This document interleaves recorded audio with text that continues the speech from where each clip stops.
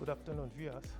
Today we are presenting our current affairs program, Matters of the Moment, from the premises of the Islamic Republic of Iran, the Embassy of the Islamic Republic of Iran here in Brussels. And we are quite happy to present to you our distinguished guest. He is the person of His Excellency, the Ambassador of the Islamic Republic of Iran to the Kingdom of Belgium, the Grand Duchy of Luxembourg, and he's also the head of the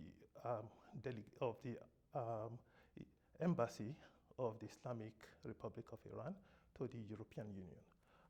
Mr. Ambassador, his name is His Excellency Mr. Robatjazi. Good afternoon. Good afternoon, and welcome. Thank you very much for your time.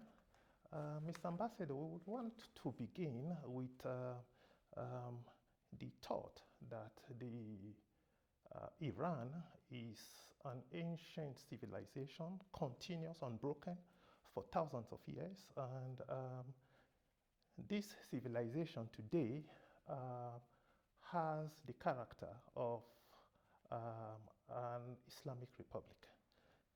Can you educate us in terms of reconciling the past, the historical past of this great civilization with its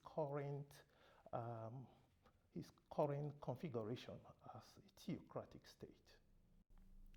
Yes, Iranian civilization with its deep connection and interaction with Islam has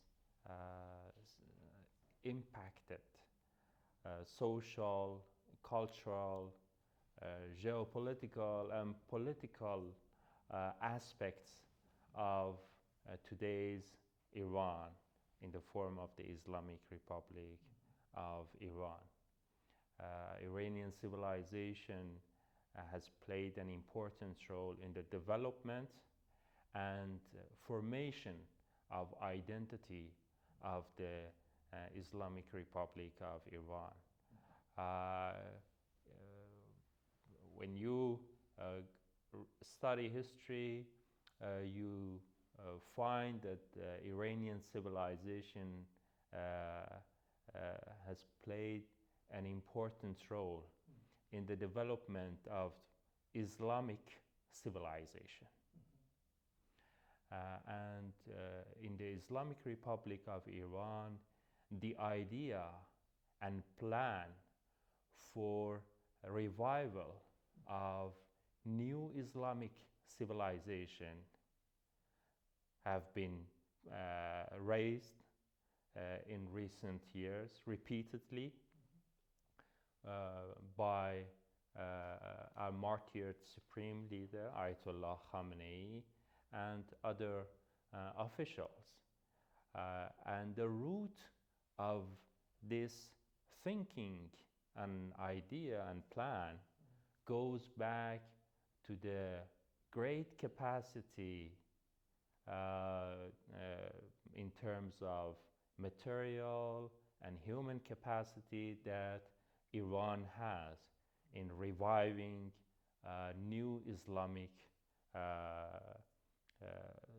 civilization. Some of the characters of the Iranian civilization are reproduced in the Islamic Republic of Iran, like justice seeking. Islamic Republic of Iran rejects the discrimination against Palestinian people, rejects occupation and aggression by Israeli regime in the region, and supports self-determination of Palestinians. And all these have their root in the Iranian civilization. Another aspect is independence seeking. which is very important in the Islamic Republic of Iran, and it has its deep root in the Iranian civilization. Let's just unwrap that a little. You talk about new. Can you educate me a little about the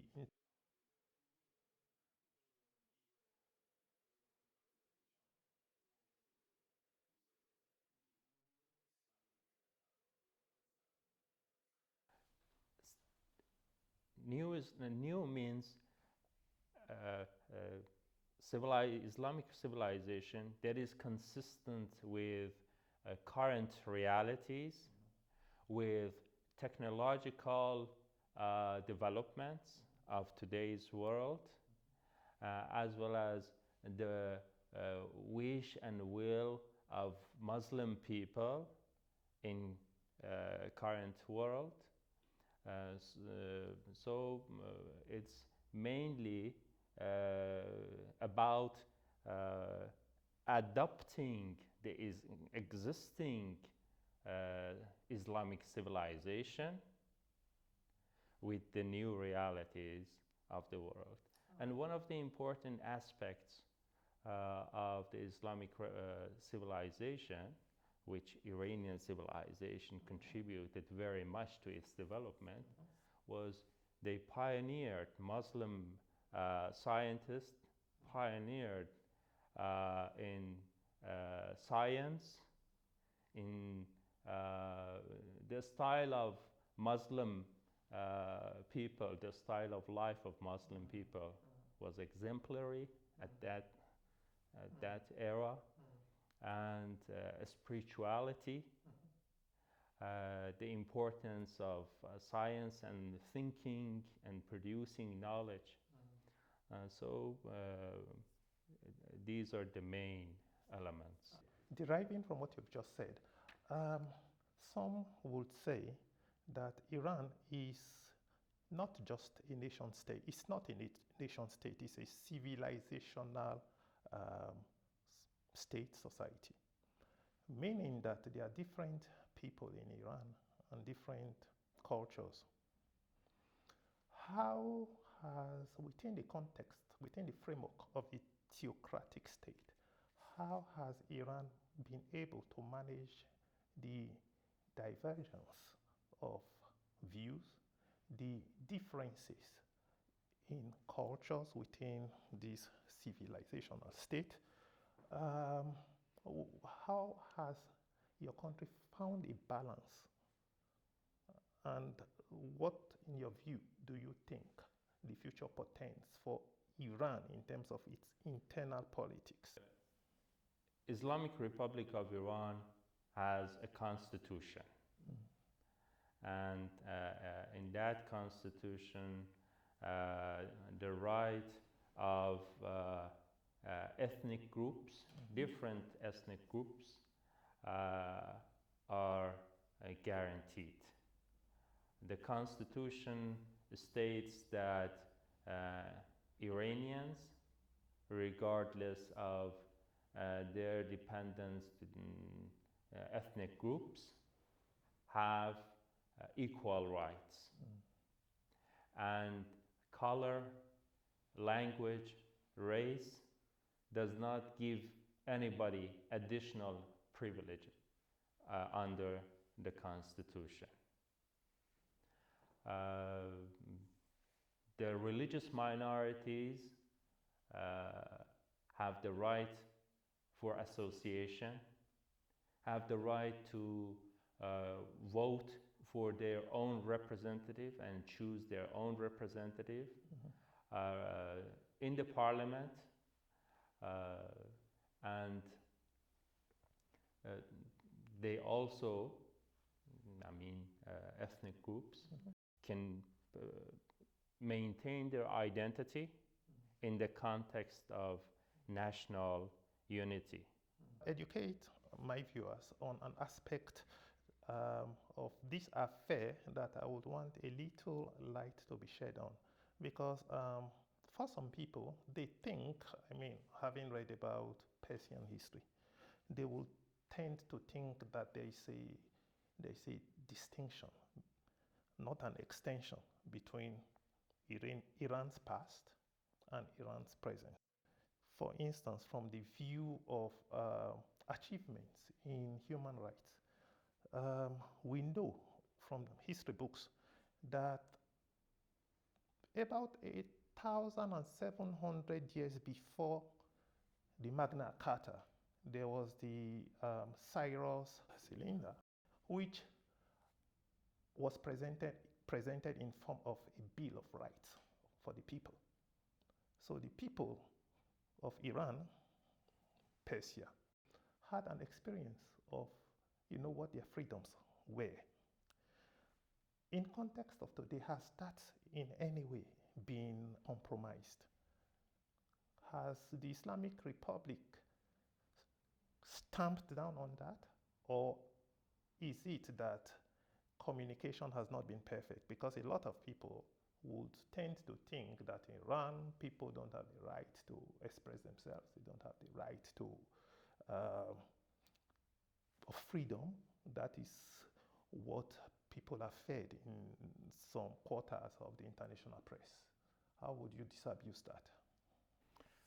The picture that some try to portray in Western media about human rights in today's Iran is not consistent with the realities on the ground. And we, in our interaction with your colleagues in press, encourage them to travel to Iran, to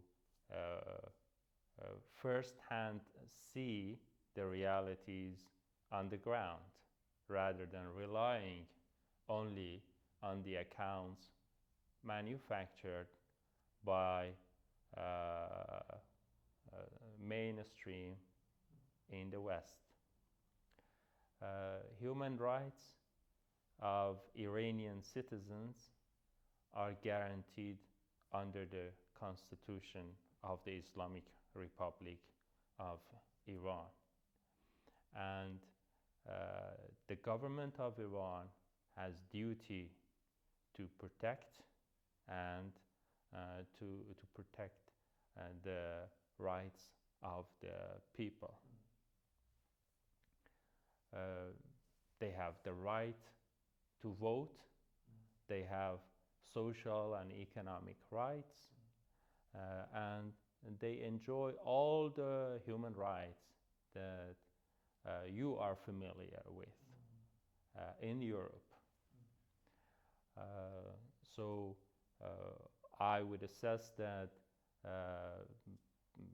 the human rights during the Islamic Republic of Iran, the human rights of the Iranian people have been strengthened, contrary to what you hear in Europe.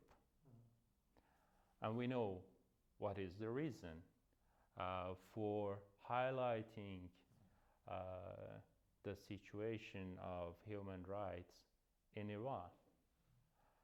Iran is not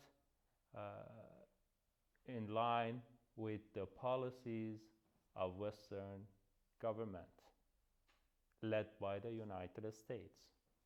Iran is against the racist and apartheid regime in Palestine, the Zionist regime. So in order to demonize Islamic Republic of Iran, they have focused on human rights, and they portray wrong pictures about current affairs in Iran. Iran never claims that it is perfect on human rights, but if you look at other countries including United States itself, in European countries, many other countries that are neighboring Iran,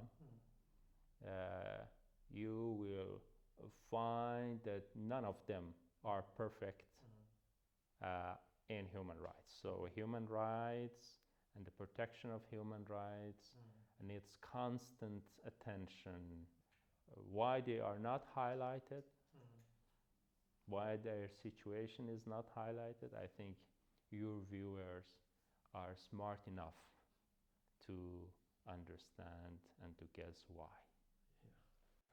One more thing on this very subject. Can you just very briefly enlighten us on judicial reforms in your country? How is the justice system like? Because some people might, when people get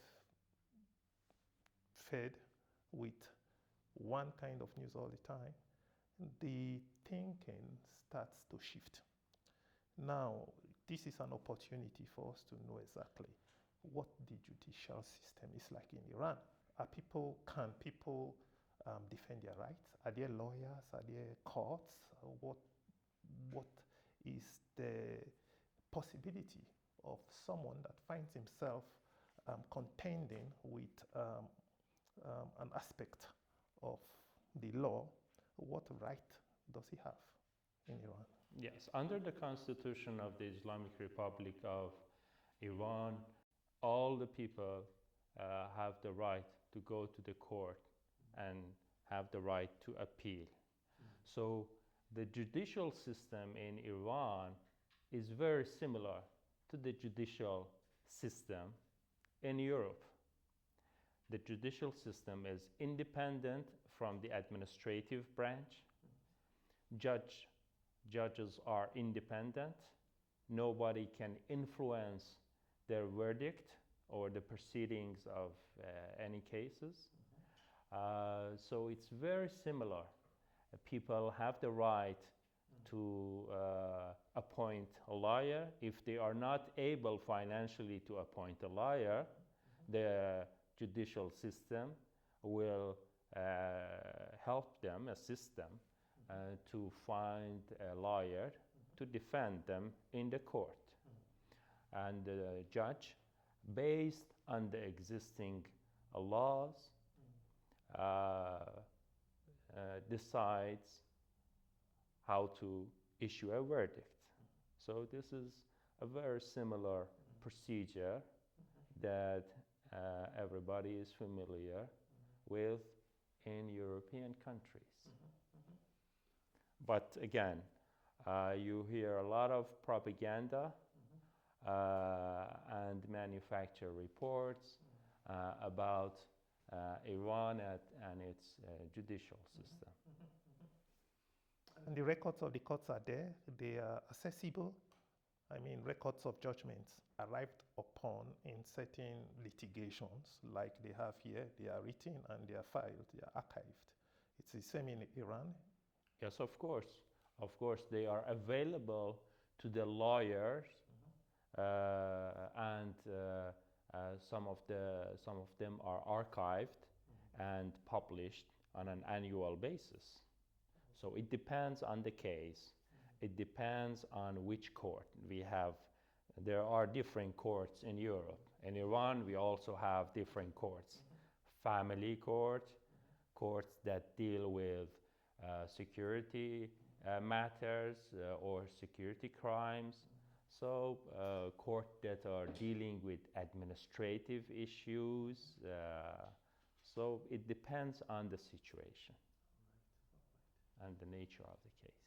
Yes. Over the years, we have witnessed the elimination, if I can put it in that word, of a lot of public officials, experienced politicians, experienced technocrats and scientists in Iran.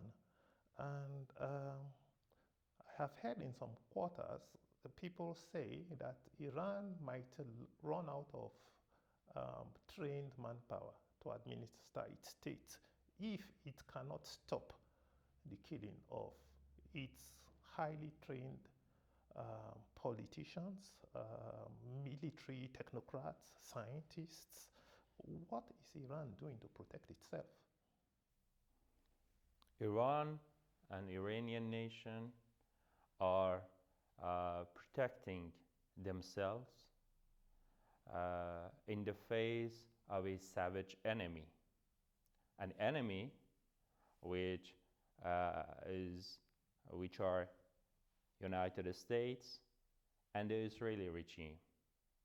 The regime that does not abide by any rule in international law, that do not respect any humanity, that have committed a genocide against Palestinians in Gaza. So we, Iranian nation, are facing with such enemies, and we are defending ourselves and our scientists, our people, with the means that are available to us. And we have been successful in doing that.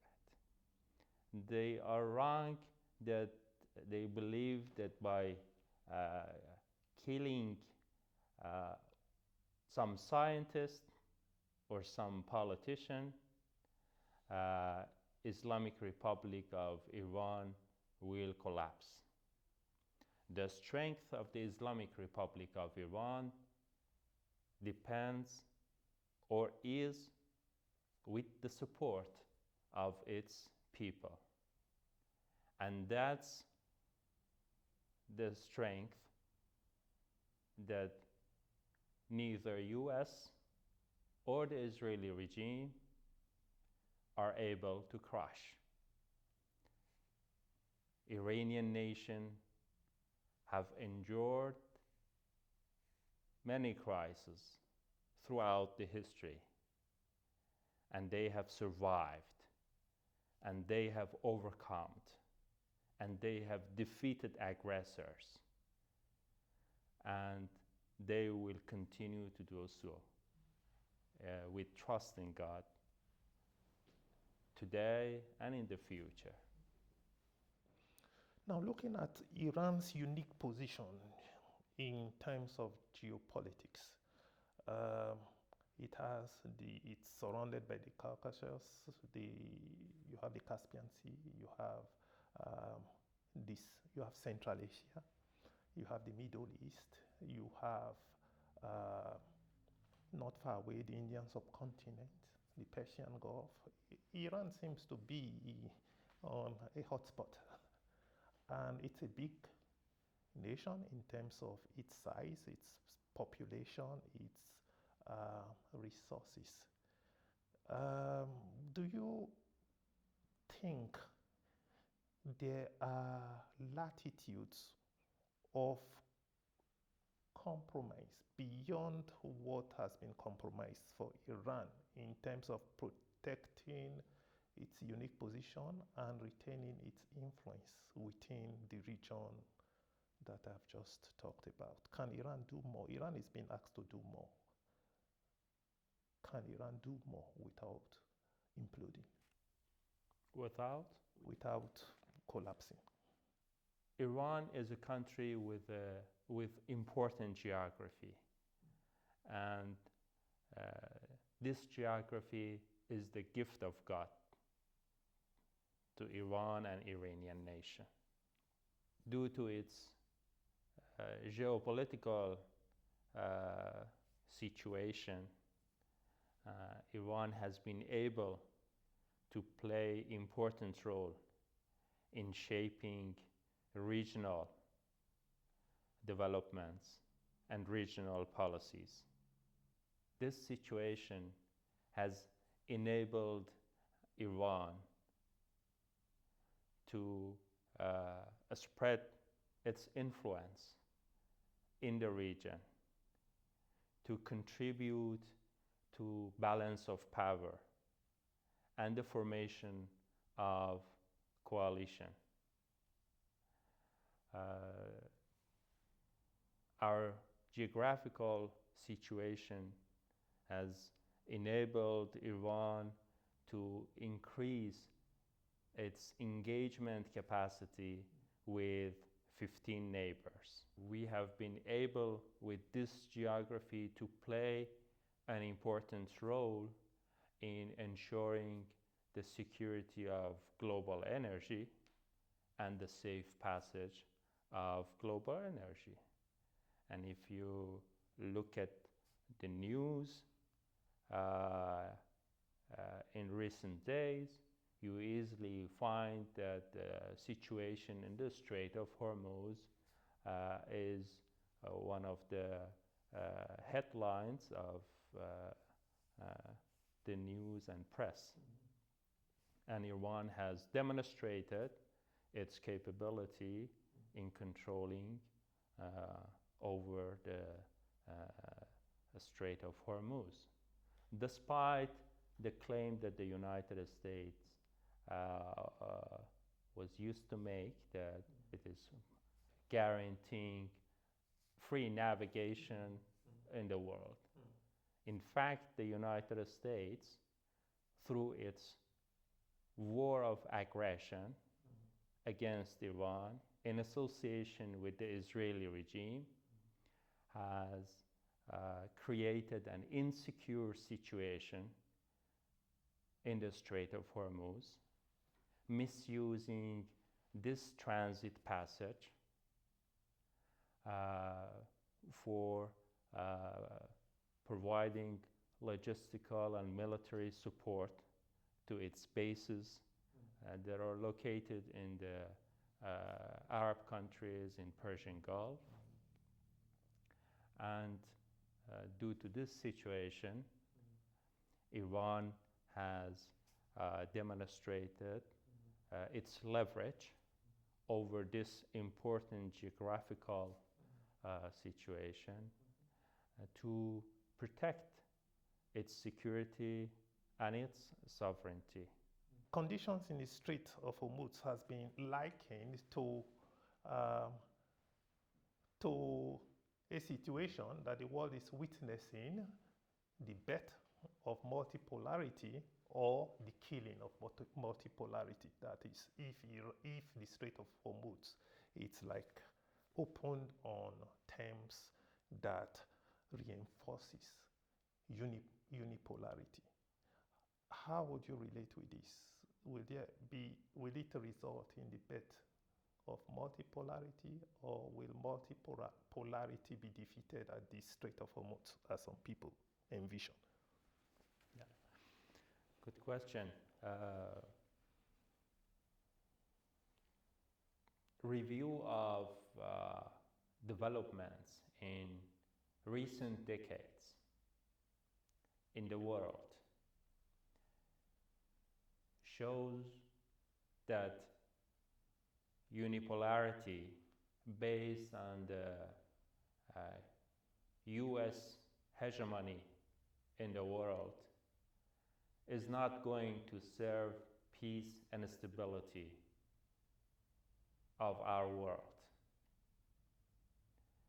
The result of this unipolar world order has been war after war in Afghanistan, in Iraq, in Persian Gulf, in Gaza, in support of the ethnic cleansing of Palestinians by Israel. And the latest example, war of aggression against Iran, in violation of the UN Charter and the prohibition of the use of force. So for Iran, a world order based on unipolarity has not brought anything other than sanction, pressure, unjust war, and illegitimate aggression. Mhm. Iran calls for collective security in the Middle East. What are the grounds for such a vision? Will, for instance, the Republic of Israel sit down and discuss collective security with Iran? Will the United States do so? What are your hopes for this? Iran advocates peace, stability, and security in the Persian Gulf and Middle East based on participation of the regional states in developing a security mechanism in the region. And we have always expressed our readiness to cooperate and engage with regional partners that are willing to do so. In our thinking regarding regional peace and security, there is no place for military presence by extra-regional forces, namely United States. The US military presence in our region has not contributed to peace and stability. It has brought war, death, and destruction for the people in the region. Iran has made its decision for several decades. It's up to some countries that rely for their security on the United States to decide how to proceed in the future, given the latest experience that they have had. You cannot buy security or borrow security from extra-regional powers. It's impossible. So, with regard to the Israeli regime, we have a democratic solution. Israeli regime is an occupying power, which is illegally and illegitimately occupying the land of Palestinians, denying their rights to self-determination, and trying to eliminate the issue of Palestine and the right of Palestinian entirely in our region. They have failed for 7 decades to achieve this goal, and they will continue to fail if they do not change course. Israel is the biggest barrier against in front of the two-state, the so-called two-state solution advocated by some Western countries, including European countries. But you don't see any reaction from European countries and Western countries in punishing Israel for rejecting even this two-state solution. The proposal that Iran has made is a democratic proposal. We have proposed that all Palestinians, even Palestinian refugees that are outside of Palestinian territories, should have the right to vote and to decide what kind of future they want and what kind of political system they want. It's quite clear that the result of uh, uh, such a democratic uh, solution will not be an apartheid and racist state in the Palestinian territory. Okay. Aside from the geopolitical interest of Iran, can you also enlighten some of our viewers who might want to know what Iran's primary interest is in the Palestine? Is it existential or is it on the basis of principle? It's based on the principle. Our support for the Palestinian people is based on the principle. And they are our Muslim brothers. Beyond that, they are human beings and they have the right to self-determination. And our policy regarding the rejection of occupation is not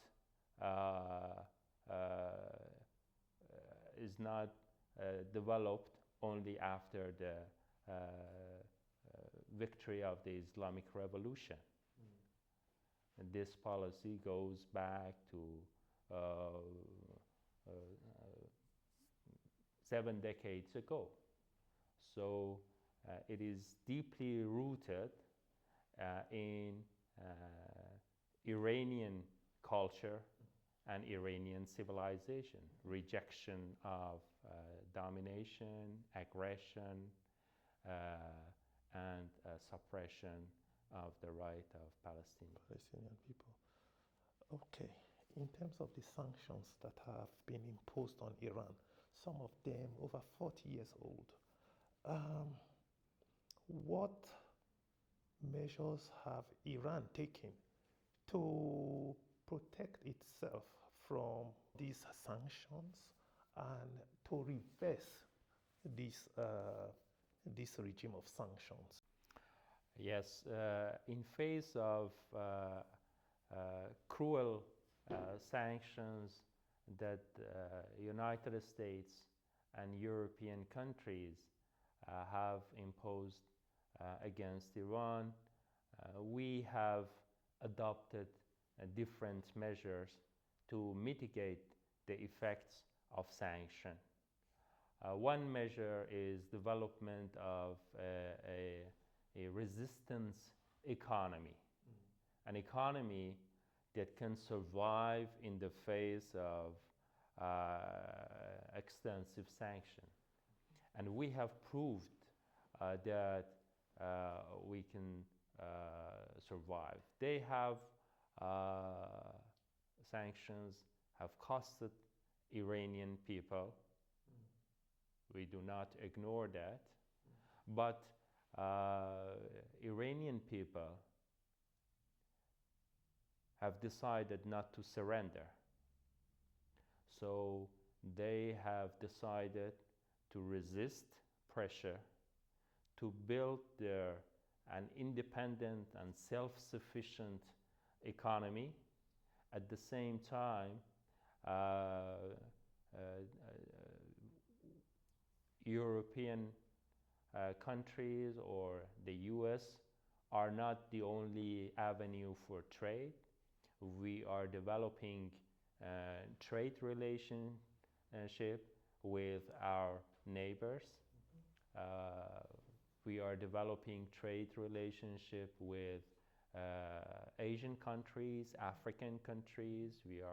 We have a policy of looking east. So we are adopting different measures in order to counter sanction, to resist this pressure, not to surrender, and to defend our independence and sovereignty. I would want to know about the conditions of your your country's relations with the various European countries, including Luxembourg, of course, where we are based, in terms of scientific cooperation, cultural exchange, education exchange, etc.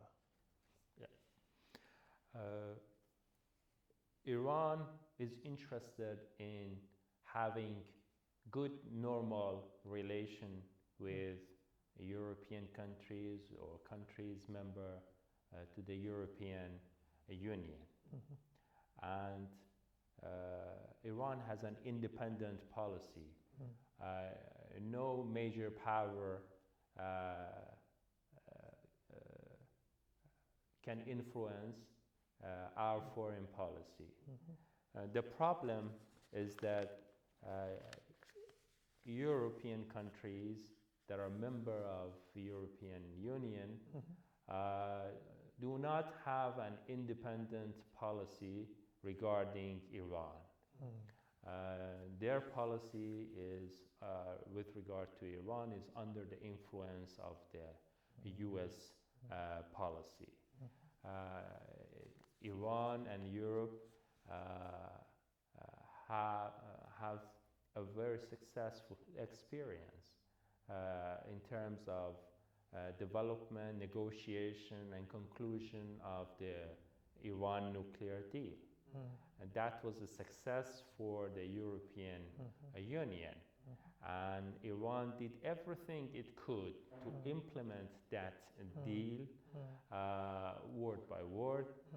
But it was United States that exited the plan, and it was Israeli regime with the leadership of war criminal Netanyahu that they did everything to destroy that deal, which was serving peace and stability and the interest of the region and Iran and European countries. Unfortunately, European countries, instead of standing against such destabilizing acts by the US and Israeli regime, they decided to punish Iran for implementing its right under international law and the JCPOA. Yeah, the JCPOA. So what is it in tatters now? What are the chances that that deal can be renegotiated, or it's dead forever? Are there prospects that we can see a renegotiation, an engagement, let's say a re-engagement on the basis of peace, on the basis of respect and dialogue to resolve the issue of the nuclear project in Iran and the right of Iran to certain aspects of nuclear development according to the agreement Iran signed. It's quite clear that there is no military solution to the nuclear issue. And the only solution lies in diplomacy. Iran is committed to diplomacy and diplomatic engagement and has proved its commitment, not only in words but also in action. And but success of diplomacy depends on goodwill and on showing seriousness to reach compromise and to reach diplomatic solution. We are not sure that the United States is serious or is having good intention in talks with Iran. We were in the middle of negotiation with the US for 2 times, one in June 2025, the other in February 2026. And in both cases, Trump decided to start a war of aggression against Iran while we were engaged in negotiation. And we had proposed ideas in order to ensure our right under non-proliferation treaty for peaceful uses of nuclear energy, at the same time guarantee that Iran is not going or is not building nuclear weapons. Finally, I would ask you this question as a bystander, as an observer, and as a human being. Can you put it in context for me to understand how, in the mindset of the average Iranian, he perceives the reality that his representatives are being murdered, his leaders are being assassinated, his negotiators that are engaged in this process are being killed? How, in the mind of a thinking man in Iran, how does this come across? It reinforces for them a bitter reality. That bitter reality is that you cannot trust the United States. You should never trust Israeli regime.